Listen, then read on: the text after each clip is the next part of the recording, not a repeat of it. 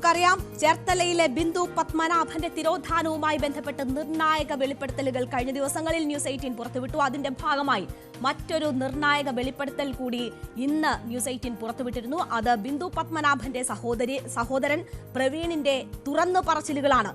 അത് ചേർത്തലയുമായി ബന്ധപ്പെട്ട് 4 സ്ത്രീകളുടെ തിരോധാനം ഉണ്ടാകുന്ന അന്നു മുതൽ തന്നെ ഉയർന്നു കേൾക്കുന്ന കാര്യമാണ്. എന്താണ് നമ്മുടെ അന്വേഷണ സംഘം, പോലീസ് ഈ കേസുകളിലൊക്കെ എടുത്ത നിലപാട്, നടപടികൾ എന്നത് വലിയ സംശയം ഉയർത്തുന്നതായിരുന്നു.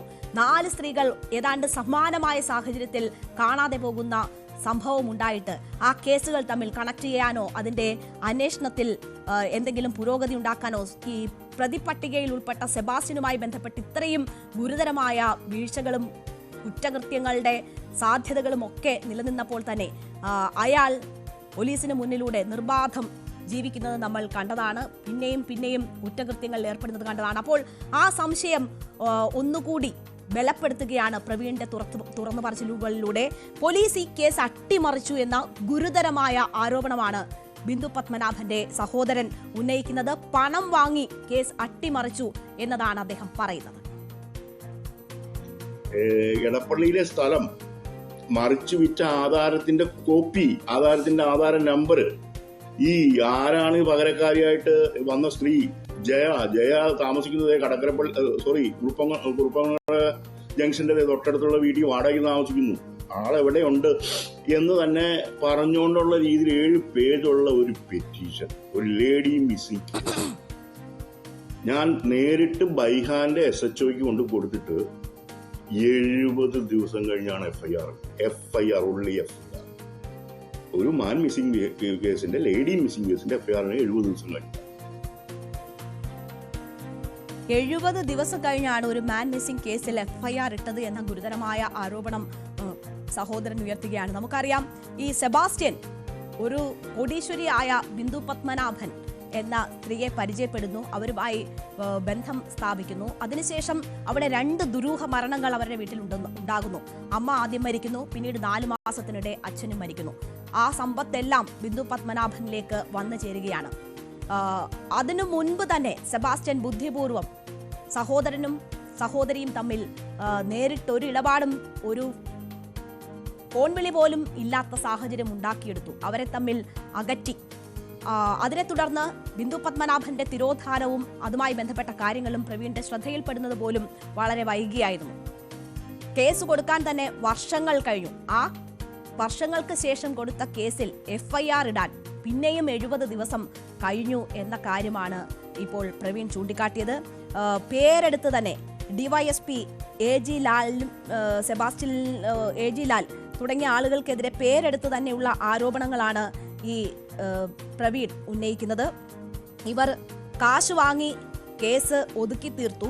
മാത്രവുമല്ല, ഈ കുറ്റകൃത്യത്തിൽ നിന്ന് എങ്ങനെ രക്ഷപ്പെടണമെന്നുള്ള സ്റ്റഡി ക്ലാസ് സെബാസ്റ്റ്യന് കൊടുത്തു എന്ന ഒരു ഗുരുതര ആരോപണം കൂടി പ്രവീൺ ഉന്നയിക്കുന്നു. 6.5 മാസം കഴിഞ്ഞാണ് സെബാസ്റ്റ്യനെ ഈ ഫോർജറി കേസിൽ അറസ്റ്റ് ചെയ്യുന്നത്. അപ്പം ഈ അഴിമതി പൈസ വാങ്ങി എന്ന് മാത്രമല്ല, ട്യൂഷനും എന്തൊക്കെ പറയണം, എന്തൊക്കെ ചെയ്യണം, ഇതൊക്കെ ഭംഗിയായിട്ട് കിട്ടിയിട്ടുണ്ട്. ഇതെന്താണ് ഇതിനകത്ത് സംഭവിച്ചതെന്നുള്ളതിനെ പറ്റി വ്യക്തമായ അന്വേഷണം വേണം. മുൻ Alappuzha SP S Surendran, Cherthala DYSP AG Lal, Kuthiyathode SHO Shajimon എന്നിവർക്കെതിരെയാണ് ഗുരുതരമായ ആരോപണം പ്രവീൺ ഉന്നയിക്കുന്നത്. നിലവിലെ അന്വേഷണ സംഘത്തിൽ വിശ്വാസമുണ്ട്, അതുകൊണ്ടാണ് ഈ മിണ്ടാതിരിക്കുന്നത് എന്നൊരു കാര്യം പ്രവീൺ പറയുന്നു. സർക്കാർ വകുപ്പ് തല അന്വേഷണം നടത്തണം, അല്ലാത്ത പക്ഷം കോടതിയെ സമീപിക്കാനാണ് നീക്കമെന്ന് കൂടി പ്രവീൺ പറയുന്നു. 16 പ്രാവശ്യം സെബാസ്റ്റ്യനെ ചോദ്യം ചെയ്തു, കിട്ടില്ല. ഇപ്പോൾ ഉള്ള ആൾക്കാർക്ക് എന്താ കുഴപ്പം? അവരൊക്കെ വലിയ പ്രഗത്ഭന്മാരായിട്ടുള്ള ആൾക്കാരാണല്ലോ. അവരൊന്നും വിചാരിച്ചിട്ട് എന്താ ഒന്നും മിണ്ടുന്നില്ലെന്ന് പറഞ്ഞിട്ട് കാര്യമില്ല. എന്താ കാര്യം? അന്നത്തെ കോച്ചിങ് ട്യൂഷൻ കൊടുത്ത് ഡീസന്റ് ആയിട്ട് നിർത്തിയിരിക്കുകയാണ്. ഇപ്പം അതൊരു ചെറിയ കാര്യമാണോ? ഒരു ഹോം ഡിപ്പാർട്ട്മെന്റിലെ പരാതി 70 ദിവസം കഴിഞ്ഞ് എഫ്ഐആർ ഇടുക എന്ന് പറയുമ്പോൾ അത് തന്നെ വലിയ കാര്യമാണ്. ഇതെല്ലാം കൂടെ കാണിച്ച് ഒന്നില്ലെങ്കിൽ ഞാൻ സർക്കാർ സഹായം തേടും, എന്താണ് അവരുടെ ഭാഗത്തു നിന്ന് ഉണ്ടാകുന്നത് നോക്കട്ടെ, അല്ലെങ്കിൽ അടുത്ത ഭാഗം ലീഗലുമായിട്ടൊക്കെ ആലോചിക്കുന്നുണ്ട്. ഇപ്പം ഞാൻ ഒരു ഡിസ്റ്റർബൻസിനും 2013 ബിന്ദു പത്മനാഭനെ കാണാനാകുന്നത്. 2017 പരാതി നൽകുന്നു. പക്ഷേ 2006 ശേഷം യാതൊരു വിവരവും ഇവർ ജീവിച്ചിരിപ്പുണ്ടോ ഇല്ലയോ എന്നത് സംബന്ധിച്ചില്ല എന്നതാണ് അന്വേഷണ സംഘം അവസാനമെത്തിയ നിഗമനം. പല തുറന്നു പറച്ചിലുകൾ ഈ ഘട്ടങ്ങളിലൊക്കെ ന്യൂസ് 18 ഇപ്പോൾ പുറത്തുവിട്ടതാണ്. അത് ബ്രോക്കർമാർ ഇടപെട്ട കാര്യങ്ങൾ, ബിന്ദു പത്മനാഭനെ വധിച്ചിരിക്കാമെന്ന് സോഡ പൊന്നപ്പൻ ഉൾപ്പെടെയുള്ളവർ സംസാരിക്കുന്നതിന്റെ ശബ്ദരേഖ തുടങ്ങിയ പല തെളിവുകൾ ഇതുമായി ബന്ധപ്പെട്ട് ന്യൂസ് 18 പുറത്തുവിട്ടു. ഇപ്പോൾ സഹോദരൻ തുറന്നു പറയുകയാണ് പോലീസ് പണം വാങ്ങി കേസ് അട്ടിമറിച്ചു എന്ന്. അപ്പോൾ മറ്റുള്ള സ്ത്രീകളുടെ തിരോധാനവുമായി ബന്ധപ്പെട്ടും അങ്ങനെ തന്നെ സംഭവിച്ചതാണോ? മാത്രവുമല്ല, സെബാസ്റ്റ്യൻ ഒറ്റയ്ക്കല്ല എന്നത് ഈ കേസ് അന്വേഷണം മുന്നോട്ട് പോകുമ്പോൾ പല വെളിപ്പെടുത്തലുകൾ ഉണ്ടാവുമ്പോൾ ബോധ്യമാകുന്നതാണ്. ഒറ്റയ്ക്ക് ഒരാൾക്ക് ചെയ്യാൻ കഴിയുന്ന കാര്യങ്ങളൊന്നുമല്ല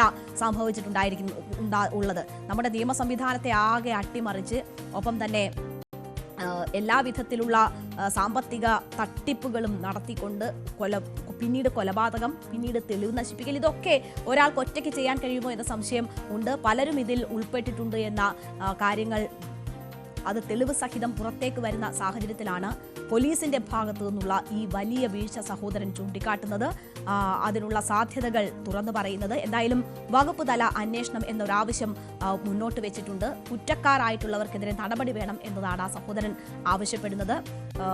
അതിൽ നീക്കവും നടപടികളും ഉണ്ടായിട്ടില്ല എങ്കിൽ കോടതിയെ സമീപിക്കുമെന്നും പറയുന്നു. എന്തായാലും കൂടുതൽ നിയമ നടപടികളിലേക്ക് കാര്യങ്ങൾ നീങ്ങുമെന്നത് ഉറപ്പാണ്. പക്ഷേ ഇപ്പോൾ അന്വേഷണം ശരിയായ ദിശയിൽ മുന്നോട്ട് പോകുന്നുണ്ട് എന്ന ഒരു കാര്യം കൂടി പ്രവീൺ ചൂണ്ടിക്കാട്ടുന്നുണ്ട്. അപ്പോൾ ഈ ഘട്ടത്തിലെങ്കിലും ഇതിലെ യഥാർത്ഥ കുറ്റവാളികൾ നിയമത്തിന് മുന്നിലേക്ക് വരണം. അത്രയും വിപുലമായുള്ള അന്വേഷണങ്ങൾ ഉണ്ടാകണം എന്നതാണ് കുടുംബം ആവശ്യപ്പെടുന്നത്. അല്ലെങ്കിൽ കൂടുതൽ നിയമ പോരാട്ടത്തിലേക്ക് കാര്യങ്ങൾ നീളും.